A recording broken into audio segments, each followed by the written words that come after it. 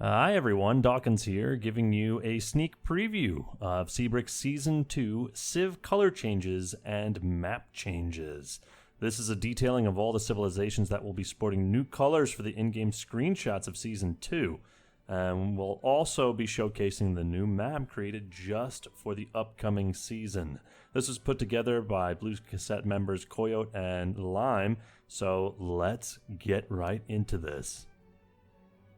Well, hello everyone, and thank you all for the wonderful feedback we've received the 2 weeks following the conclusion of Season 1 of CBRX.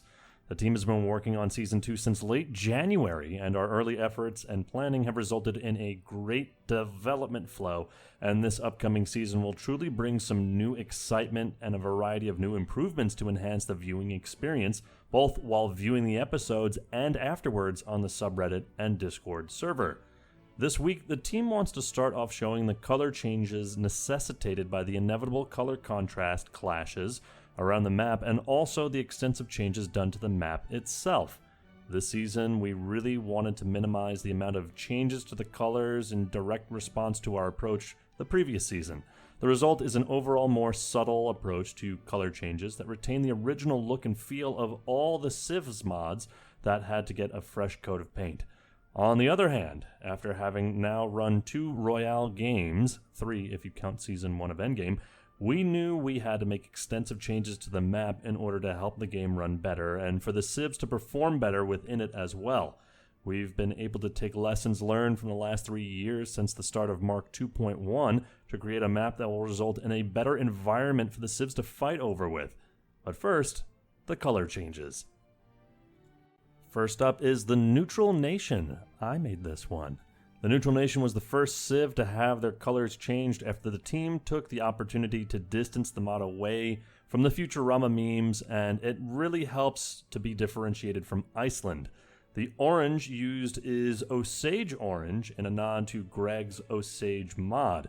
It also looks much nicer like this. I might change it to this permanently. The Teutonic Order still clashed with the dark background of Iceland, so the team sought out mod author Uygar Caesar, I think that's how you pronounce it, to pick from amongst a few possible color schemes to help them stand out. A sharply contrasted black on gray fits right into their new look. The Vandals receive a slight saturation change so that the Civ will not conflict with Marajora and its immediate neighbors. Lao, or Vietnam, had to be changed due to very approximate hue similarities, so the team sought a simple color flip of its primary and secondary colors to keep the color combination intact. Yuan receives a big boost in background saturation and a new primary color that is a more different hue than the original primary. This new color scheme will help the audience tell them apart from the Chukchi to the north. Jerusalem has only a small saturation change in response to the similar color combination of Georgia immediately to the north of them. And likewise, Georgia receives a slight desaturation to move them away from Jerusalem's new color scheme even further. Subtle, but effective.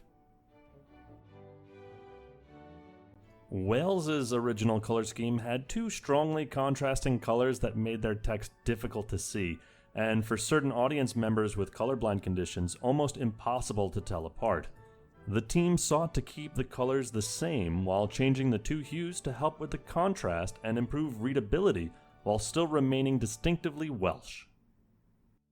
Bhutan is another mod the team requested a straightforward color flip between its primary and secondary. The flip does well to make them stand out amongst the other yellow-orange colors of South Asia.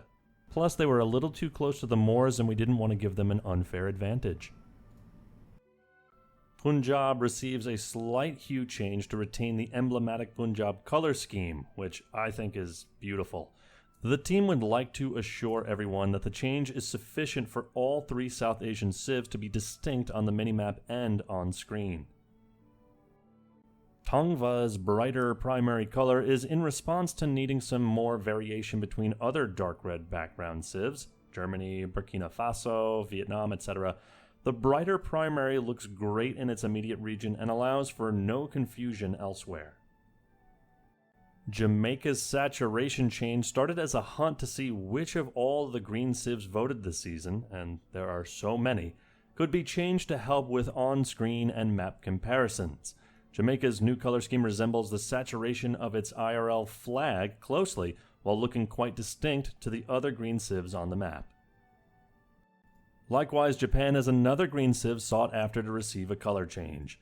Mod author Homusubi personally recommended the new pink primary. The team finds it to be very fashionable. Last on the color changes list is a very recent change. The Taiping Heavenly Kingdom and the Chukchi in tests were not contrasting well enough with each other, resulting in confusion. An easy color flip for the Taiping Heavenly Kingdom solves the conflict. Here is an overall view of how the colors compare with each other across the map. There may not be the most exceptional variety, but the contrasts work well enough together, and the team was able to keep changes at a minimum and close to the original color schemes wherever possible. Expect to love how these colors will paint the in-game map in the near future for Season 2. And now for the map. Our new map is 120 by 80. Note that this means we have shrunk the map a little bit to help with turn times and stability, the most important thing. To do so, with the wonderful help of Fiona Danger / Lungora, we've shrunk both the Atlantic and Pacific Oceans, while simultaneously reducing the size of the Arctic, with the intention of reducing random unit spam and battles in the far northern reaches of the world.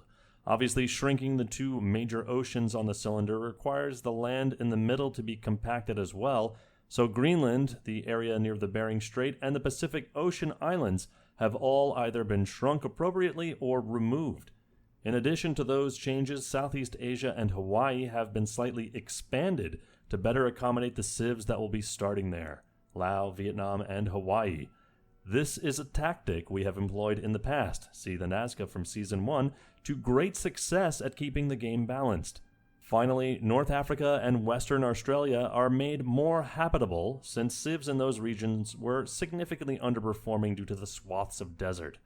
Lunar has been placing resources around the map. Our approach here was to provide every civ with somewhat of a strategic start, with early game resources immediately available near their capital and the more late game resources available further away from their capital. Then, unique luxuries are also roughly equally distributed for each civilization, so it's more or less balanced as best as we could. Unfortunately, these changes do prevent us from getting perfect real-world accuracy, but we think this is a worthy compromise, as we also thought for Season 1 to provide a more stable, entertaining game. We hope you enjoy it. Welcome to ask more specific questions in the comments below, and I'll do my best to try to answer them as best as I can. Those are all the updates for the week, though. Next week, we'll be showcasing all of the new mods specifically addressing religion. Religion will be a big factor in Season 2, and we invested quite a few resources making it more interesting and impactful in the early stages of the game. Come back next week for all the details on the sub. But with that, my name is Dawkinzz, and we'll see you next time.